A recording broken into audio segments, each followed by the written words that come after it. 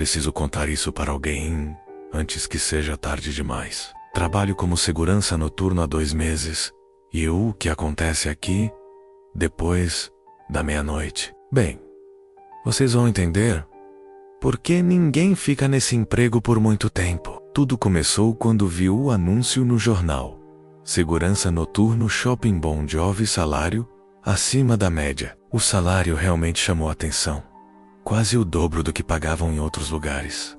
Deveria ter desconfiado desde o início, mas estava desempregado há meses e não podia dar luxo de ser exigente. O Shopping Bon Jovi fechou para reformas há 3 anos e nunca mais reabriu. Fica numa área industrial da cidade, cercado por galpões vazios e terrenos abandonados. Durante o dia, ainda passa algum movimento na rua principal, mas à noite, aquele lugar parece estar em outro planeta. No meu primeiro dia, conheci o supervisor, Senhor Roberto, um homem magro de uns 50 anos, com olhos fundos e uma expressão permanentemente cansada. Ele me levou até a sala de segurança, no subsolo do shopping, onde ficavam os monitores das câmeras e um pequeno escritório com uma cadeira desgastada e uma mesa cheia de arranhões. O trabalho é simples, ele disse, ligando os monitores um por um. Você fica aqui das 11 da noite às 6 da manhã, observa as câmeras e anota qualquer coisa suspeita no relatório. Se vir algo estranho, me liga no celular imediatamente.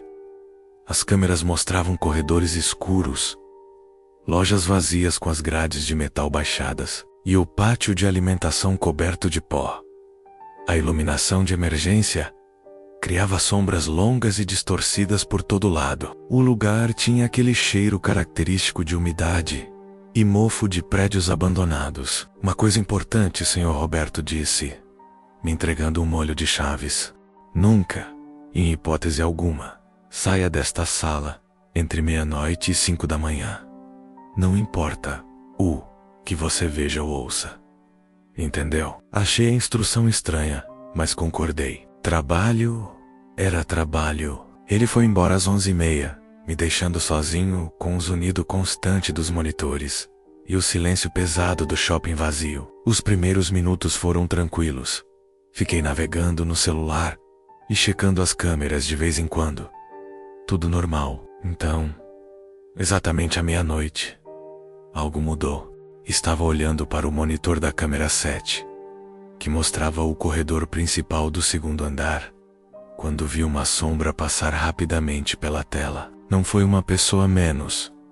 Foi mais como se algo alto e magro tivesse deslizado entre as colunas. Mudei para a câmera 8, que cobria o mesmo corredor de outro ângulo. Nada. Voltei para a 7. Vazio.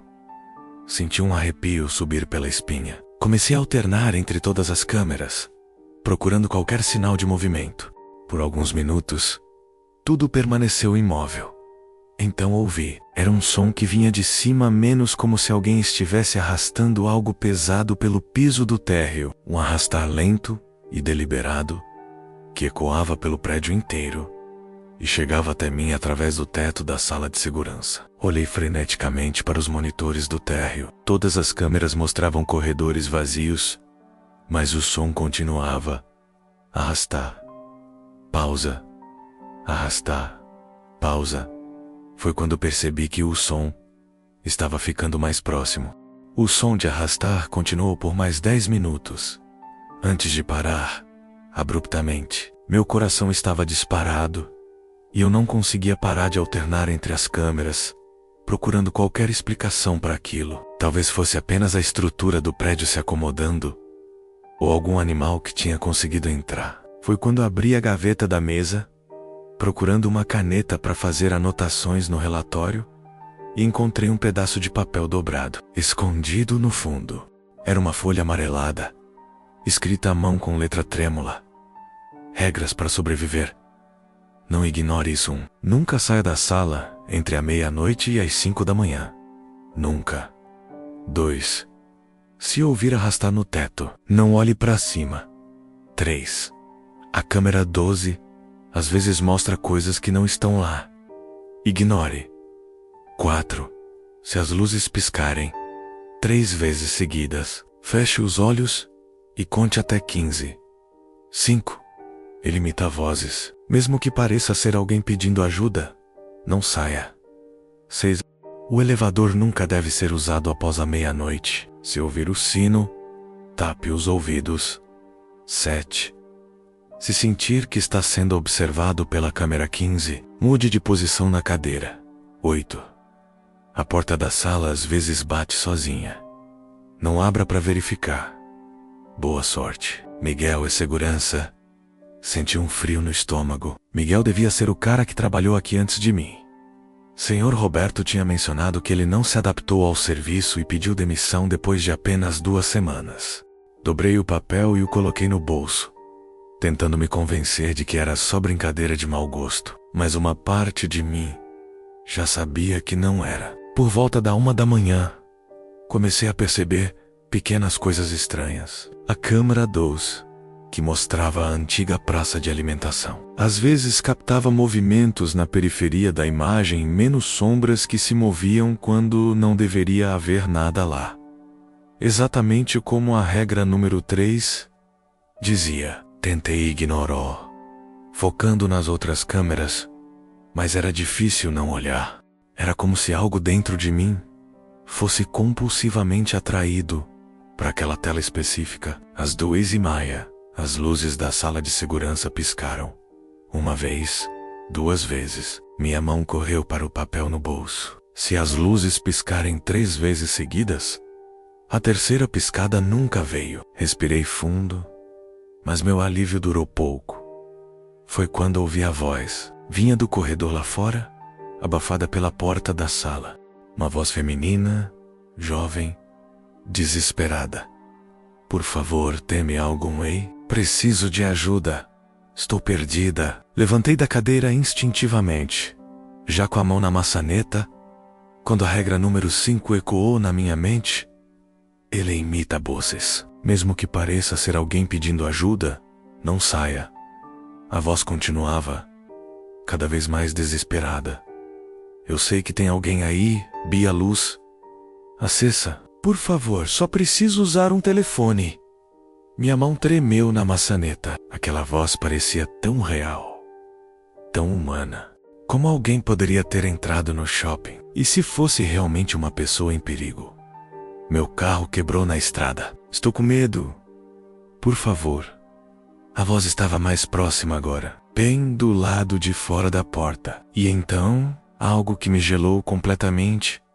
Ouvi o som da maçaneta sendo testada do outro lado. Alguém menos ou algo estava tentando abrir a porta da sala de segurança. A vez ficou mais grave, menos humana.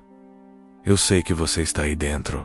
Recuei da porta como se ela estivesse pegando fogo. A voz do outro lado tinha se tornado algo completamente diferente.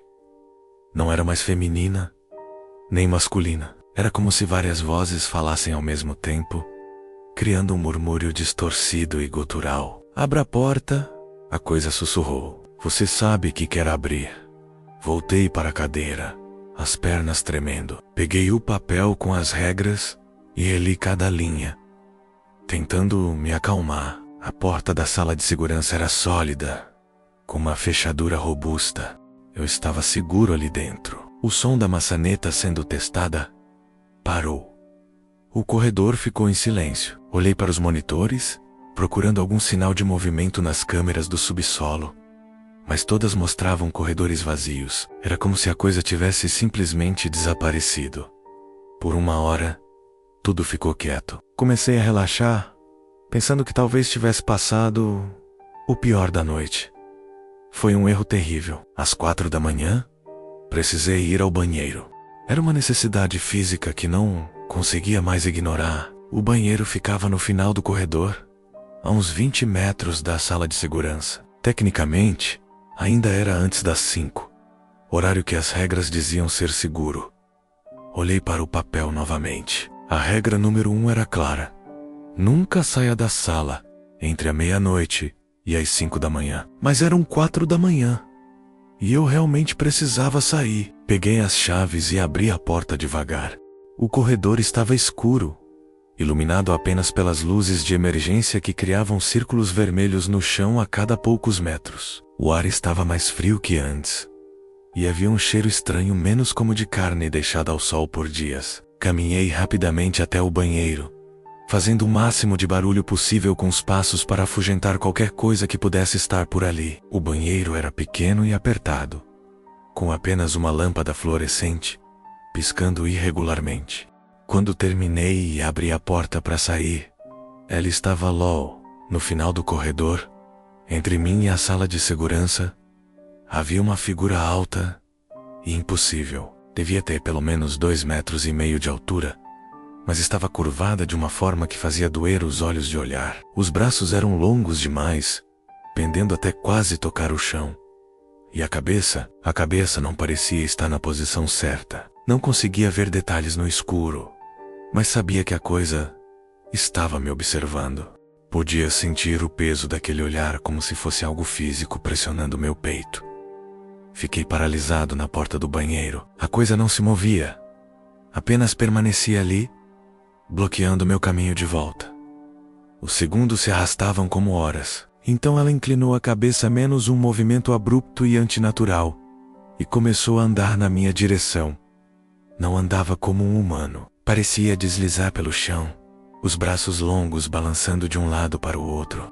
Não fazia barulho algum ao se mover, o que de alguma forma era pior que se fizesse. Entrei correndo no banheiro e tranquei a porta. Minhas mãos tremiam tanto que quase não consegui girar a chave. Do outro lado, ouvi um som que nunca vou esquecer, menos como se algo estivesse farejando embaixo da porta. Encostei-me contra a parede do fundo, tentando ficar o mais longe possível da entrada. A luz fluorescente continuava piscando, criando flashes estroboscópicos que faziam tudo parecer ainda mais surreal. Foi quando percebi que o cheiro de carne podre estava mais forte e que estava vindo de dentro do banheiro comigo.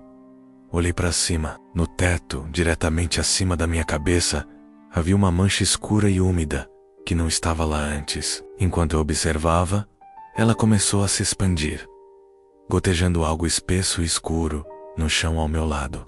A segunda regra ecoou na minha mente: se ouvir arrastar no teto, não olhe para cima. Mas era tarde demais. Já tinha olhado.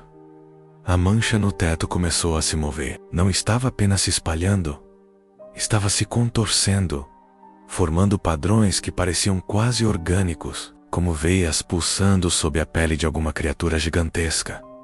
Mais gotas do líquido escuro caíram no chão. Quando tocaram o piso frio do banheiro, fizeram um som como carne crua batendo contra uma superfície dura. O cheiro ficou insuportável. Não era apenas carne podre, mas algo doce e enjoativo misturado, como frutas apodrecendo em lixo hospitalar. Do lado de fora da porta, ouvi aquela respiração pesada novamente, mas agora havia algo diferente. Um som rítmico, como se a coisa estivesse batendo algo contra a parede do corredor. Antapentá. A luz fluorescente piscou mais rapidamente, criando um efeito estroboscópico que fazia a mancha no teto parecer ainda mais viva. A cada flash, ela parecia ter mudado ligeiramente de forma. Não conseguia mais ficar ali. Quebrei a regra ao sair da sala de segurança. Quebrei outra ao olhar para cima, menos neste ponto.